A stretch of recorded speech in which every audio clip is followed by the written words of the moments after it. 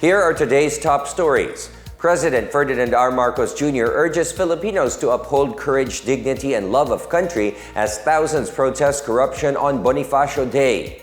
The Department of Human Settlements and Urban Development is set to release certificates of entitlement for over 1,000 beneficiaries needing quality housing starting this December. The Securities and Exchange Commission warns Caraganoans against joining companies involved in online job offer scams. The Philippines wins a seat to the International Maritime Organization Council for the term 2026 to 2027.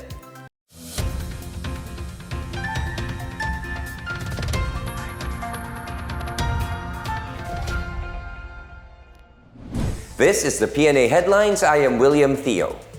President Ferdinand R. Marcos Jr. joined the Filipino people in marking the 162nd birth anniversary of Gop Andres Bonifacio with a plea to uphold courage, dignity, and love of country. This as thousands marched to the streets on the same day amid public calls for accountability in government.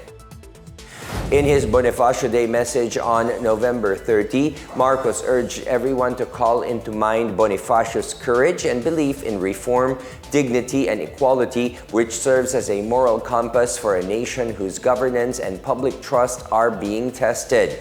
He said Bonifacio's ideals as leader of the Katipunan inspired the Filipino spirit to uphold freedom and fight injustice and guided the struggle for sovereignty. In a separate message, the Department of National Defense highlighted Bonifacio's unwavering courage, steadfast patriotism, and commitment to the nation's freedom, which continues to inspire the defense sector in upholding peace, security, and the sovereignty of the Filipino people. Bonifacio Day coincided with the trillion peso march in Metro Manila, a large mobilization calling for transparency and accountability. Interior Secretary John Vic Rimulya said the protest rallies ended without major incidents, with protesters assured of their constitutional right to assemble and express their grievances. Thousands called out the massive corruption and flood control projects uncovered by President Marcos in his July State of the Nation address. Police estimated the biggest crowd reaching around 5,000 at the People Power Monument along EDSA in Quezon City. More than 15,000 police personnel were deployed to secure the event. Remulla stressed the government's responsibility to maintain the delivery of services and protect communities while public demonstrations are ongoing.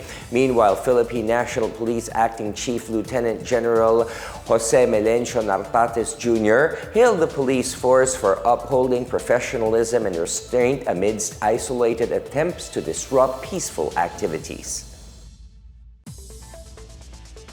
The administration of President Ferdinand R. Marcos Jr. is granting the wish of hundreds of Filipinos for assured quality housing before Christmas.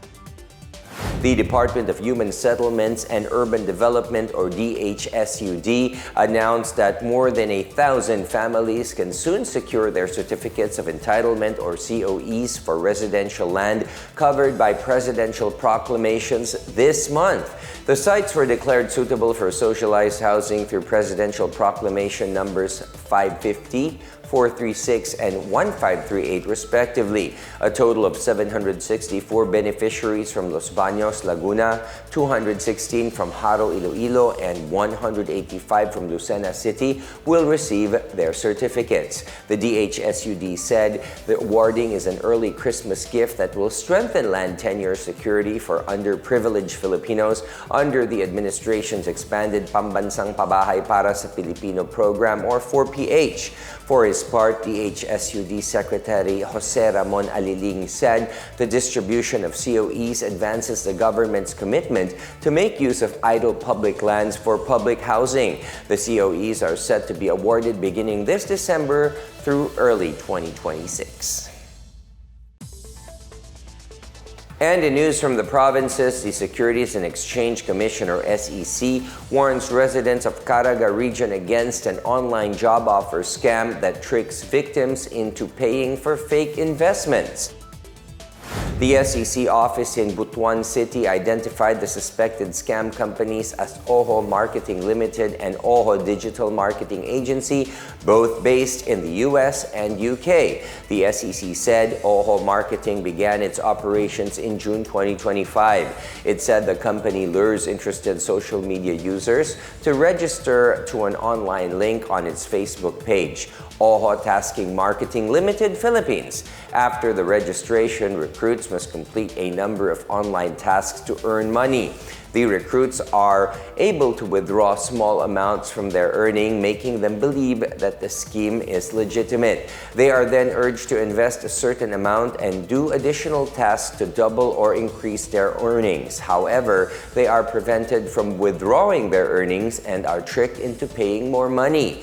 SEC in Butuan said the Oho's modus includes pseudo-job scams or tasking and recharging scams, where recruits are hired to do simple tasks and then tricked into paying an investment to start earning. It stressed that Oho Marketing Limited and Oho Digital Marketing Agency are not authorized to solicit, accept, or take investments from the public.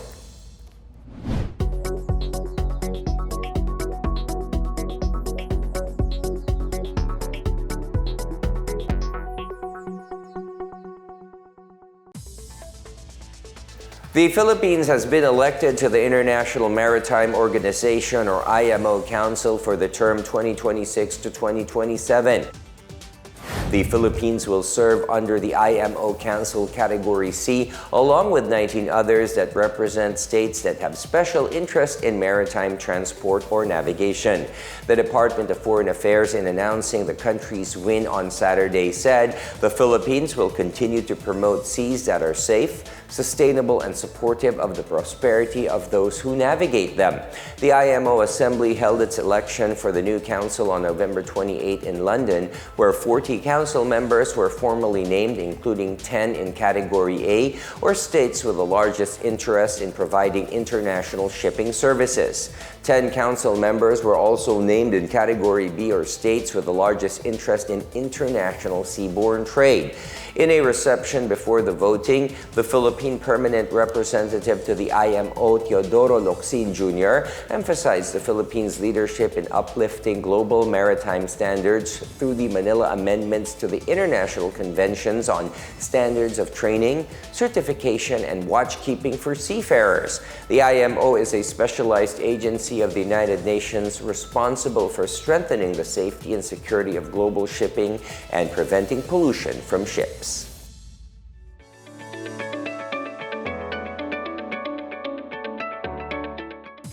And in our business news, more than 10,000 job vacancies will be available to job seekers in the Ilocos region during a series of job fairs from December 2nd to 11, according to the Department of Labor and Employment, or DOLE.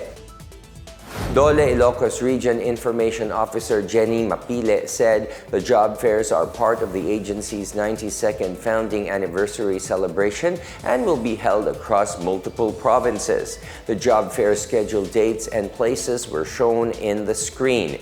Mapile said that there is no pre-registration needed for the events. Local openings include such positions as aircon installers, technicians, drivers, company nurses, baggers, clerks, cashiers, and bakers. Meanwhile, vacancies from overseas employment include carpenters, landscape gardeners, draftsmen, civil engineers, welders, mechanics, and machine operators.